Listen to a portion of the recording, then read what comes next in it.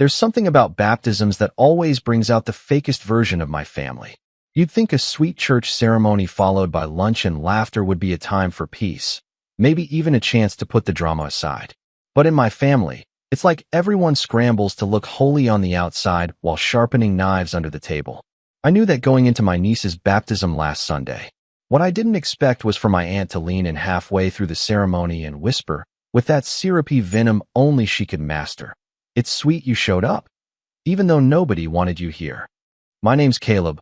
I'm 33, and if you met me at a coffee shop or in a meeting, you'd probably peg me as pretty average. I run my own property management business. Nothing flashy, but steady and growing. Real estate's been my world since I was 23, and I've built something I'm proud of. I don't walk around wearing my net worth, and I've learned that in family settings, especially my family, it's better if they think you're just doing okay. Not struggling, not rich, just invisible. Because once they get a whiff of success, it turns into a buffet of fake kindness, manipulative hints, and guilt-tripping faster than you can say trust fund. But I didn't grow up with money. Not even close. I was raised by my single mom, Janine, who worked double shifts to feed me and my younger sister, Naomi. We lived in a cramped 2-bedroom apartment while my mom's siblings, my aunts and uncles, lived in the nice part of town with their manicured lawns and smug holiday newsletters. They didn't exactly offer help when we were struggling. They liked to invite us to family events, though, probably to feel good about themselves, giving the less fortunate a seat at the table. I remember once when I was 11, my cousin Jasmine gave me a sweater she'd outgrown for Christmas, still wrapped like it was new. My Aunt Diana beamed at her like she'd solved world hunger. "She insisted on giving it to you," she said, as if I should be honored. I said thank you, of course. I always did. That's how I was raised. Fast forward 20 years, and not much has changed in how they treat me. Or so they think. They still see the version of me who tagged along in hand-me-downs. Not the one who owns the mortgage on Jasmine's apartment complex. Not the one who secretly bought the house my Uncle Rick rents after it went into foreclosure 2 years ago. And definitely not the one who now holds 3 separate properties occupied by 3 very specific relatives. One of whom decided to whisper that little gem during my niece's baptism. But I'll get to that. The baptism was for Naomi's daughter, which is the only reason I showed up. Naomi's the only one I've ever felt truly connected to. Even when things got ugly in our family, and believe me, they did, she always had my back. We weren't just siblings, we were each other's safe place growing up. So when she asked me to be there for her daughter's big day, I didn't hesitate, even though I knew it meant walking into the lion's den of passive-aggressive smiles and judgmental glances. The church was decorated with white lilies and soft pastel banners. Naomi looked beautiful holding her daughter, and her husband, Marcus, stood beside her looking like he belonged on a Hallmark card. I kept to the back row, wearing a plain navy suit, quietly nodding at whoever offered me that tight-lipped smile of obligation. The whispers started before the second hymn. "Oh, look who finally showed up. Didn't even bring a gift? Probably thinks his presence is a present." I ignored it. I always do. But then Aunt Diana, the queen of sugar-coated cruelty, took the empty seat beside me halfway through the service. She didn't look at me at first, just sat there, eyes forward, hands folded like the image of piety. And then, with a slight turn of her head, she whispered it. "It's sweet you showed up, even though nobody wanted you here." There was no malice in her tone, just warmth. The kind of warmth you get from a radiator burning a hole in the wall. And she smiled, as if she'd just offered me a stick of gum. I turned to look at her, slowly. I didn't frown. I didn't react. I just smiled back. Because in that exact moment, I remembered the 3 envelopes sitting in my car, stamped and sealed, addressed to her, Uncle Rick, and Cousin Jasmine. Letters notifying them that their leases would not be renewed at the end of the month. Legally binding. No extensions. No more second chances. They didn't know I owned their homes. They'd never thought to ask who the LLC behind their properties was. Why would they? I was invisible. I was the kid with the hand-me-down sweater. I was the seat filler at holidays. I was the afterthought. But not anymore. While they were all busy playing happy family, acting like they were better, like I should be grateful for their scraps of attention, I'd been building. Quietly. Carefully. And now, they were about to find out what it felt like to be on the receiving end of someone else's decisions. The balance was shifting, and they had no idea. The rest of the ceremony passed in a blur. I heard maybe every third word. Naomi gave me a little smile from the front. She always knew when I was spiraling into my head, and I gave her a nod to show I was okay. But inside, I wasn't just okay. I was electric. Not angry. Not even vengeful. Just ready. Ready to stop being their scapegoat. Ready to stop pretending that I didn't see through their fake kindness and polite digs. Ready to reclaim the narrative. Lunch after the baptism was held in the community hall behind the church, and I swear the second I stepped inside, I could feel the temperature drop. Or maybe it was just the way everyone's eyes glanced over me and then moved on. Naomi came over with her baby and hugged me tight, and for a while I was fine just being Uncle Caleb. I took photos with her family, held the baby, even helped pass out drinks. But Diana wasn't done. She waited until Naomi stepped away and then wandered over to me, holding a plate of carrot cake like it was a peace offering. "Naomi really wanted you here," she said, with that same syrupy voice. "It's nice you came through for her. Even if, well, some of us were surprised." I kept my face neutral. "Surprised I showed up?" "Surprised you remembered," she said, then laughed like it was a joke. "I mean, you've been so busy. We weren't sure you even cared anymore." It wasn't a new tactic. Guilt. Guilt for not calling. Guilt for missing Easter.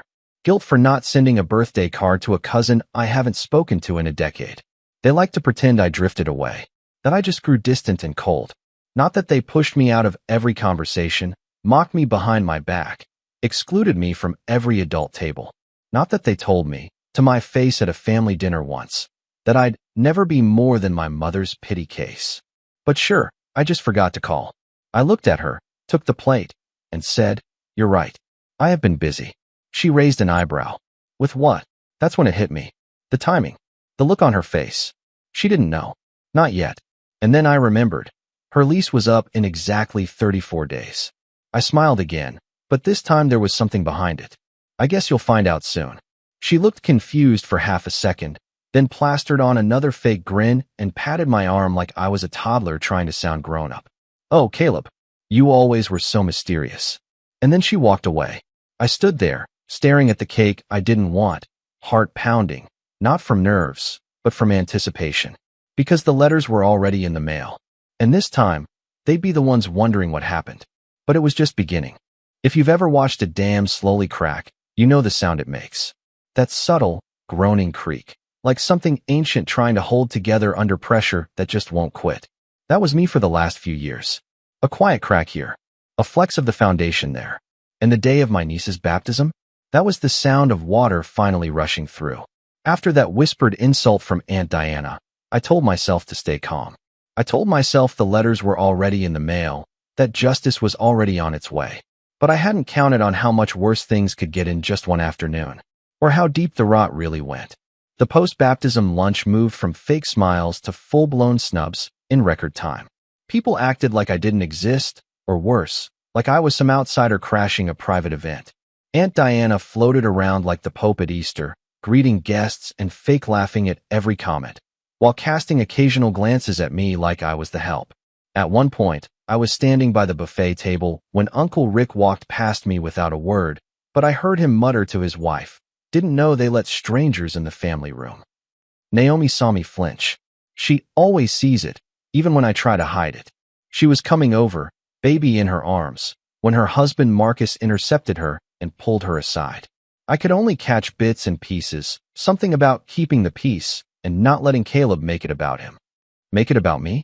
I had barely spoken a full sentence to anyone besides Naomi. But sure, I was the problem. I helped myself to a slice of the cake I didn't want, parked myself near the exit, and waited. I could have left then. I should have left then. But something in me, something stubborn and hurt and tired of swallowing everything, wanted to see. I wanted to see just how far they'd push it. Because part of me still held out hope that maybe, just maybe, I was imagining it. That it wasn't as bad as I'd felt for years. That part of me died about 20 minutes later. Everyone was gathered in a loose circle near the front of the hall. Naomi was holding her daughter, glowing with love and fatigue, and people were passing around cards and little baby gifts. I stayed back. I hadn't brought a gift, not because I didn't care, but because I had already given Naomi and Marcus something far bigger. A fully paid year's mortgage. Quietly. No fanfare. I'd done it through a third-party lender to avoid the drama, but Naomi knew. She cried when I told her a month ago, said it would give them breathing room after the baby, said she couldn't believe I would do something that kind. But I didn't want to thank you. I just wanted her to feel safe. She'd earned that. I was nursing my coffee when I heard someone say, "It's time for the family photo." Now, this was a thing in our family. Every major event ended with a staged photo of the core family. And by core, they meant everyone but me and my mom. It started after my mom passed away 5 years ago. Suddenly we stopped getting calls, stopped being included in planning. Slowly, my name disappeared from group texts. The family reunion accidentally changed locations 1 year, and I found out after it happened. It was always subtle, deniable. But the photo? That was the public execution. Still, I stood where I always did, off to the side, watching as they arranged themselves. Naomi was at the center, holding her daughter. Marcus stood tall beside her. Then the aunts, the uncles, the cousins, all smiling, all cozy. And then I saw it. Jasmine waved over her boyfriend, some guy I'd never even seen before, and pulled him into the group. He laughed awkwardly, clearly not sure he belonged, but everyone made room. And that's when Aunt Diana looked at me, standing there like an idiot with a paper cup in hand, and said, loud enough for everyone to hear, "Do you mind taking the picture, Caleb? You're good with phones, right?" I blinked. It wasn't the words. It was the way she said it. Like I was a waiter. Like my only value in that moment was pressing a button on a screen so she could immortalize their fake unity without me in it. Naomi looked horrified. She opened her mouth, but I held up a hand. I stepped forward, took her phone, and smiled as politely as I could manage. "Of course," I said, voice smooth as glass. "Wouldn't want to mess up the happy memory." I took the photo. I even took a few, angling it so everyone looked perfect. And then I handed the phone back to Diana, nodded, and walked straight out the side door into the parking lot. My hands were shaking, my chest tight. I sat in my car for 10 minutes, staring at the steering wheel, until I could breathe again. The last time I felt that small, I was 16. It was Christmas, and Uncle Rick gave out $50 bills to all the cousins. When I reached out my hand, he pulled the last one back and said, "Oh, sorry, Caleb. I think you already got yours earlier." I hadn't, but I nodded and said it was fine. Then I spent the rest of the day pretending not to care while everyone else talked about what they were going to buy. But this wasn't Christmas. This was my sister's daughter, and they were still treating me like I didn't belong. I didn't sleep that night. I kept replaying it all, the whisper from Diana, the comments, the look on Naomi's face when she realized what was happening. And then something happened that shattered the last piece of me that still wanted to believe it was just thoughtlessness. The next morning, Naomi called. She sounded off, tired, hesitant. "I just wanted to say thanks for coming," she said. "It really meant a lot." "Of course," I said. "I wouldn't have missed it." There was a pause. Then, "I heard you left early." I swallowed. "Yeah, just felt like I was in the way." "No," she said too fast. "No, you weren't." Look, I'm sorry about Aunt Diana. And the photo thing. That wasn't okay." I felt something loosen in my chest. "It's not your fault." "I know." "But," she hesitated. "Marcus and I had a fight about it." That caught me off guard. "A fight?" He said I was overreacting. That it wasn't a big deal. That you make things tense when you're around. That people feel like they have to walk on eggshells. I sat up straighter. "He said that." Naomi sighed. "He said you're too distant. That you show up, act cold, and then leave. And that maybe people would include you more if you made an effort." I didn't say anything. Because if I did, I would have broken something. "Caleb?" she asked gently. "I've spent the last 10 years showing up," I said. "I come to every event I'm invited to. I bring gifts. I smile. I don't cause scenes. And somehow, it's still my fault I'm not included." I know, Caleb. That's why we fought." I told him he didn't get it. That he hasn't seen what they've done to you over the years. I clenched my jaw. He's not wrong. I am distant. But only because every time I got close, I got burned. There was silence. Then she said, "I wanted to tell you something. But I'm not sure how." "What is it?" "After the photo, after you left, Aunt Diana told Marcus that she doesn't think you should be invited to family events anymore." My stomach dropped. "She said you always make things about yourself. That you act like you're better than everyone. And that you undermine family unity." Her words. I couldn't speak. She said, "You only showed up to judge everyone. That you look down on us because you have money now. I let out a bitter laugh. They don't even know I. She guessed Caleb. Or maybe she figured it out. She said she heard a rumor that you own some properties in town. She said it's suspicious how you keep things secret. My blood ran cold. They're planning a family barbecue next month, Naomi said softly. And she told Marcus not to tell you. I closed my eyes. There it was. The betrayal. The final, clean slice. Because now it wasn't just subtle digs or exclusion. Now they were actively trying to cut me out. To erase me. I thanked Naomi, told her I needed some time to think, and hung up. Then I walked into my office, pulled out the copies of the 3 letters I'd sent, and read them again. Diana had 60 days to vacate her home. Rick had 45. Jasmine, 30. They didn't know it yet, but their clock had already started ticking. And I hadn't even begun to show them what distance really looked like. I sat back in my chair, staring at the wall, and made a decision. It was time to stop playing defense. It was time to show them what it feels like to be the outsider. But I'd do it my way. Quiet. Legal. Irrefutable. The dam had cracked. And the flood was coming. Rock bottom isn't always a dramatic moment. Sometimes it's quieter. Sometimes it's just sitting alone in your living room, eating leftover Chinese food at midnight, watching the light on your phone blink without anyone actually calling. That was me 2 weeks after the baptism. No screaming match. No public breakdown. Just the dull, heavy ache of realizing that the people who were supposed to be your home never wanted you there to begin with. I wish I could say I didn't see it coming, that it blindsided me. But the truth? It had been building for years. The sideways comments. The family group chats I was mysteriously excluded from. The way holiday invites were always last minute or miscommunicated. I told myself for years that I was imagining it. That if I just kept being the bigger person, eventually they'd come around. That I just had to try harder. But the baptism ripped that illusion to shreds. And when Naomi told me about the barbecue, the one they were intentionally hiding from me, I didn't cry. I didn't yell. I just stopped. I stopped checking my phone. I stopped showing up. I stopped pretending. And that's when everything started to shift. First, I let the silence settle. I didn't text Naomi for a few days. Not because I was mad at her, but because I needed space to hear myself think. I needed to sit with the hurt without immediately shoving it down to make everyone else comfortable. I worked during the day, managed my properties, took my meetings, went to the gym. But nights were the worst. That's when the thoughts came. The old voices. Maybe they're right. Maybe you are cold. Maybe you make people uncomfortable. Maybe you're the problem. I started writing things down, trying to sort through the noise.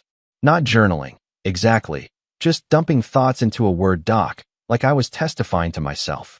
I wrote down every slight I could remember, every moment that had made me feel small. Then I wrote down every success. Every time I'd helped someone, every bill I'd covered, every property I'd saved someone from losing. And slowly, something became clear. They didn't hate me because I failed. They hated me because I stopped needing them. And even worse, they knew I saw them. That I saw through the facade, the fake hugs, the obligatory invites. I wasn't playing the game anymore, and that made me dangerous. Still, knowing that didn't make the loneliness easier. The lowest point came one Thursday afternoon when I was walking through the property Jasmine rented. It was a 4-unit building I'd acquired during the pandemic, a distressed sale that nobody else wanted to touch. I'd poured money and sweat into restoring it, not just to flip it, but to make it livable. I remembered painting the railings myself on a cold November morning, hands numb, because I couldn't afford to hire help back then. Now it was fully rented. Jasmine and her boyfriend lived in the nicest unit. She never once asked who owned it. Probably assumed it was some faceless company. That day, as I walked past her door to inspect a maintenance issue in Unit 3, I heard laughter from inside. Loud, carefree, familiar. Her voice. And then, my name. I paused. I didn't want to be that guy. But curiosity got the better of me. I stepped back and listened. Caleb always had a chip on his shoulder, she was saying. Even when we were kids. It's like he could never just take a joke. Always acted like he was better than us. Another voice, her boyfriend, I assumed, murmured something I couldn't make out. No, seriously, she continued. He's so smug. Like, yeah, congrats, you wear suits now. Doesn't mean you belong. I didn't wait to hear the rest. I left. Quietly. No confrontation. No knock on the door. I drove home with the windows down even though it was raining. I needed the cold. I needed to feel something.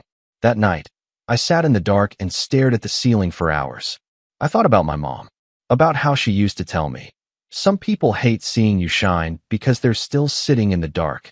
I used to think that was just a way to make me feel better after a hard day. But maybe she knew. Maybe she saw it all along. The next morning, I got up and decided to change everything. Not for revenge. For me. I started with my office. Literally. I'd been working out of a cramped unit in a strip mall for years. Not because I had to, but because it felt safe. Modest. Invisible. I signed a lease that week for a sleek, third-floor suite downtown. Glass walls, natural light, the works. I hired a receptionist. I rebranded my LLC into something clean and professional. Something that didn't sound like it was run out of a basement. Then I turned to my body. I stopped skipping meals. I hired a trainer 3 times a week. I started going to bed before midnight. I shaved the beard I'd been hiding behind. Not because I was vain, but because I needed to look in the mirror and see myself again. And then I turned to the business. For years, I'd kept things lean. Minimal staff. Quiet growth.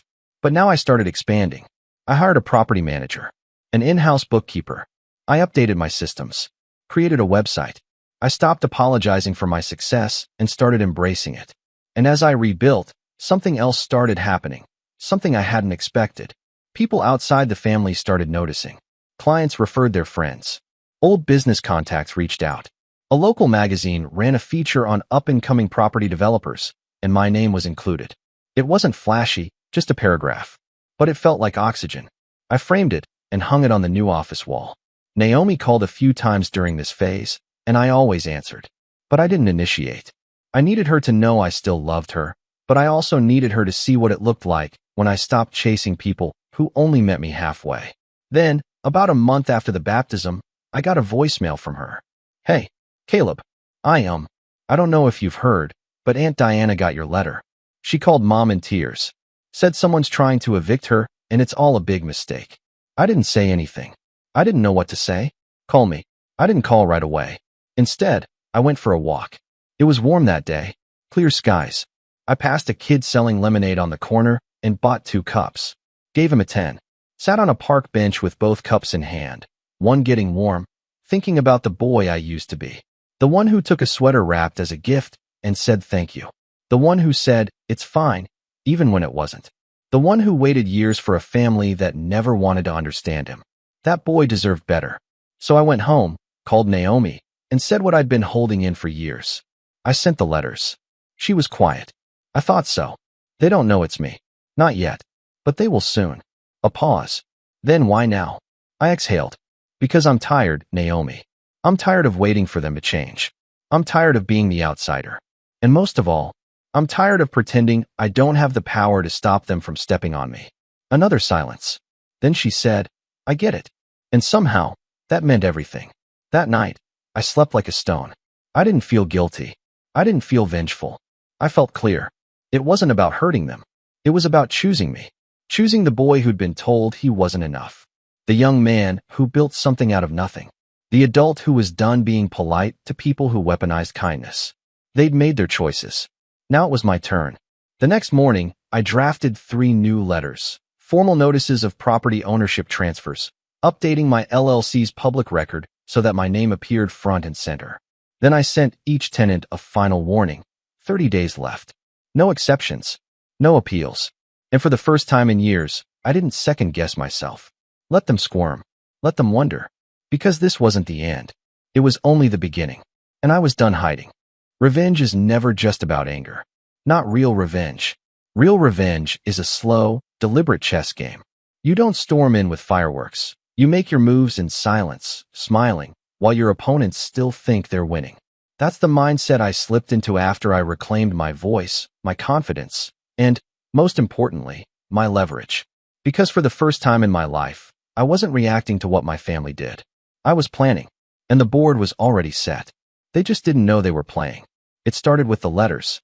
3 certified envelopes had been sent out, giving Jasmine, Uncle Rick, and Aunt Diana each a formal 30-day notice to vacate their respective properties. But I wasn't naive enough to believe they'd quietly pack up and leave. These were people who believed in entitlement more than gravity. And the moment they realized the faceless LLC behind their leases had a very familiar face, the game would change. So I prepared. I met with my attorney, Claire, sharp as a scalpel and twice as clean-cut. We'd worked together for years, but this was the first time I'd brought her into something this personal. I need everything watertight, I told her. Ironclad. If they so much as breathe on a loophole, I want it shut before they exhale. She raised an eyebrow. Sounds like this one's close to home. It is. She nodded once and got to work. While she reviewed every contract, cross-checked every date, and ensured we dotted every legal I made a different kind of plan, one that would make it absolutely clear to my family that this wasn't a coincidence or a faceless corporation flexing its power. This was personal. This was me. I created a new property management website. Sleek. Elegant. The homepage featured photos of my most successful renovations, testimonials from tenants, and a short bio. Founder, Caleb J. Rivers. Right below it. Real estate isn't just about buildings. It's about the people who build them. Simple. Subtle. But enough for anyone nosy enough to look me up, and I knew Aunt Diana was practically a professional Facebook stalker, to realize that yes, Caleb owns the company. Yes, that Caleb. And yes, he owns your house. Next, I paid a quiet visit to each property. Not to make a scene, just to observe. Uncle Rick's place was first. A single-story rental tucked in a dated cul-de-sac. I'd bought it off-market after the prior landlord defaulted. Rick had no idea the property had changed hands. He still mailed rent checks to the same P.O. box, never thinking twice. His yard was a mess. Overgrown grass. Gutters stuffed with leaves. Paint peeling from the porch rails I'd paid to have fixed 6 months ago. He was late on utilities again. I knew, because I was now the one monitoring his usage. I took photos. Logged everything. Quiet documentation. Then Jasmine's place. She wasn't home, but her boyfriend was, shirtless, blasting music, drinking beer from a solo cup on the steps like it was a frat party. I didn't say a word. Just walked around the perimeter, inspected the siding, and made sure the new locks I'd installed were still intact. The unit looked fine. Clean even. But I noticed the for sale sign 2 houses down. And an idea started forming. Aunt Diana's house was last. She lived in a cozy 2-bedroom cottage that had once belonged to her late husband's family. When the estate fell into debt, she sold it, quietly, discreetly, hoping nobody would notice the family shame. I'd found it listed in a back corner real estate newsletter. Snapped it up for a fraction of its value. She never knew the buyer's name. Now I stood across the street in my car, watching her water her flowers like nothing was about to change. And the strange thing? I didn't feel triumphant. I didn't feel rage. I felt still, like everything in my life had finally lined up the way it was supposed to. I started gathering allies, not in the traditional sense, but the kind of people who'd support me when things inevitably went sideways. My tenant in Unit 3, Thomas, was a former contractor who'd become something of a handyman for me in exchange for reduced rent. I brought him into the loop quietly, explaining that the upstairs tenant, Jasmine, would be vacating soon, and I'd need help flipping the unit fast. No problem, boss, he said. Want me to change the locks when she's out? I smiled. Yeah, and maybe leave a note. I also called Linda, my bookkeeper, and asked her to review every payment history from the 3 tenants. Highlight anything irregular. Missed payments, late fees, bounced checks. I want a clean record if anyone tries to cry foul. She chuckled. This a business audit? Or are we declaring war? Bit of both. But the most important ally? Naomi. She hadn't picked a side yet, and I never asked her to. But she started drifting closer to me, one quiet conversation at a time. I heard Jasmine's flipping out, she said one day over coffee. She posted some vague nonsense on Facebook about fake landlords and money-hungry snakes. I raised an eyebrow. Did she tag me? No. But she tagged Marcus's cousin. You know, the one who still thinks we're in high school. Sounds about right. Naomi took a sip of her latte and lowered her voice. She's going to lose it when she finds out it's you. I didn't say anything. Then she added, You sure you're okay with this? Better than okay, I said. I'm ready. Because it wasn't just about the evictions anymore. It was about control. Reclaiming the years I'd spent trying to fit into a family that never saw me as one of their own. Rewriting the narrative they'd written without me. The one where I was always a footnote. Always the poor cousin. Always Janine's kid. The eviction dates crept closer. And right around the 10-day mark, things started to heat up. Uncle Rick was the first to call. I'd kept the company phone line public, but rarely answered it myself. This time I did. Yeah, this is Richard Thompson. I got this letter from some property company. It says I need to vacate by the 30th? That's correct, I said, voice neutral. What the hell is this? I've been living here for 7 years. Never missed rent. You can't just kick people out like this. You've actually been late 4 times in the last 18 months, Mr. Thompson. It's all documented. A beat of silence. Wait, who is this? Caleb Rivers. More silence. You, he said. You own the company? I do. You've got to be kidding me. I'm not. He scoffed. This is some kind of revenge thing, isn't it? Because we didn't invite you to the 4th of July cookout. I didn't even know there was a cookout. Well, that explains it. He hung up. No apology. No self-awareness. Just the entitlement of a man who couldn't imagine facing consequences. Jasmine's reaction came via Naomi. Apparently, she screamed when she got her final notice. Called Naomi sobbing. Claimed she was going to be homeless. Said the landlord tricked her. She doesn't know it's you yet, Naomi whispered. Let her stew. But Diana? Diana didn't call. She showed up. It was a Friday afternoon. I was working late, reviewing paperwork, when the building receptionist buzzed me. There's a woman here asking to see you. Says her name is Diana. No appointment. My heart jumped, but not with fear. Send her up. 2 minutes later, Aunt Diana stepped into my office, eyes sharp and red-rimmed. She looked like she'd aged 10 years in 2 weeks. She didn't sit. I got your letter. Good. I thought it was a scam. It's not. You're evicting me. I am. She stared at me, lips trembling. Why? You really have to ask? I've lived in that house for 9 years, Caleb. And I've been ignored by this family for 33. Her mouth opened. Closed. Opened again. I'm your aunt. And you made it clear nobody wanted me around. That was a joke. No, I said. It was a line in the sand. She blinked fast, trying to summon tears. I can't afford to move right now. I'm not working. I'm on a fixed. You should have thought of that before you made me feel like a guest at my own sister's daughter's baptism. She fell silent. Then, quietly, is there anything I can say to make you reconsider? I leaned forward. No.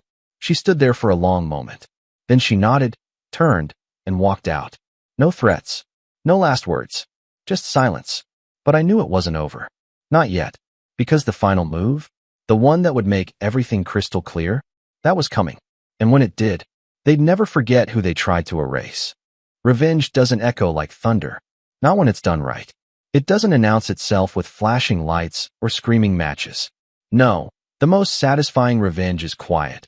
Just a single door closing behind you as the people who wronged you realize, too late, that the world has shifted. That they lost something they never thought they could lose.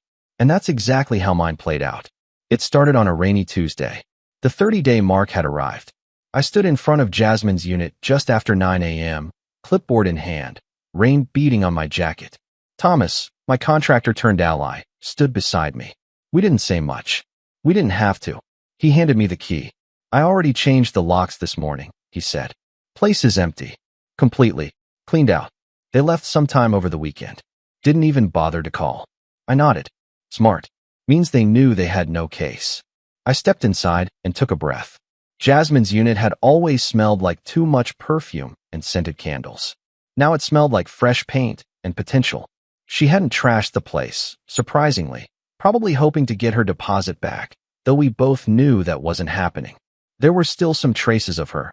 A single earring left on the bathroom counter, a chipped mug in the sink, and a wrinkled photo of her and her boyfriend tucked behind the water heater. I didn't touch any of it, just smiled and moved on. That same day, I drove to Uncle Rick's place. He wasn't there when I arrived, though his rusted pickup was still in the driveway. The eviction notice had been posted 48 hours earlier, and my attorney had confirmed the legal deadline. 12 p.m. today. At 11:47, he pulled up. I watched him get out of the truck slowly, as if his legs were heavier than normal. His eyes were hollow, and the corners of his mouth were downturned in a way I'd never seen before. This wasn't the brash, condescending man who used to mock me for bringing boxed wine to Thanksgiving. This was someone who knew he was out of moves. He didn't say a word, just walked past me, into the house, and 20 minutes later came back out with 2 suitcases and a folded lawn chair. I didn't offer to help. He didn't ask. He walked to his truck, opened the tailgate, paused, and looked back at me. I'm gonna tell your mom you did this, he muttered, voice cracking. I didn't blink. She already knows. He drove off. I waited until the truck was gone, then walked up the porch steps and opened the door to what used to be his house. It smelled like cigarettes and old regret. Perfect. And then came Diana. Hers was the one I was prepared for. The one I expected to be dramatic, loud, messy. But instead, it was eerie. She vacated 2 days early, left the key under the mat and a typed note on the kitchen counter. Caleb, you win. You always had to win, didn't you? I hope you enjoy your empty house. I hope it keeps you warm at night. Aunt Diana. I read it twice, then fed it into the shredder back at my office. That house would be on the market within the week. But revenge wasn't just about the evictions. That was just the setup. The real move, the one they never saw coming, was the announcement. Because I'd waited.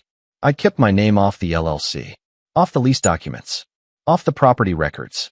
Until now, 3 days after the last door closed, I updated all public filings. I switched the company name from Riverbend Property Holdings, LLC, to Rivers Family Management. I had a new logo made, a new website banner. Front and center, a photo of me, in a navy suit, smiling, confident, clean-shaven, with the tagline, "We believe in second chances, but not third." Then I sent out a press release. Nothing flashy, just a small announcement to the local real estate newswire. Rivers Family Management, a privately owned property firm based in the downtown district, has quietly expanded over the last 5 years, acquiring and restoring over a dozen distressed properties in the county. Founder Caleb Rivers, 33, is a lifelong resident committed to responsible ownership and equitable housing. It was enough to be seen, enough to be found, and they did. 2 days later, Naomi texted me a screenshot. Aunt Diana's Facebook post. I'm devastated. After years of loyalty and rent paid on time, my own nephew threw me out of my home just to prove a point. The cruelty runs deep. Be careful who you trust, even in your own blood. It had 3 likes. 1 comment, someone saying, "Yikes." I didn't respond. I didn't need to. Because 2 days later, Uncle Rick posted a GoFundMe link, claiming he was unjustly evicted and needed help restarting after betrayal. He didn't name me, but the comments made it obvious who he was talking about. None of them reached their goals. Jasmine, from what I heard through Naomi, had moved back in with her boyfriend's parents.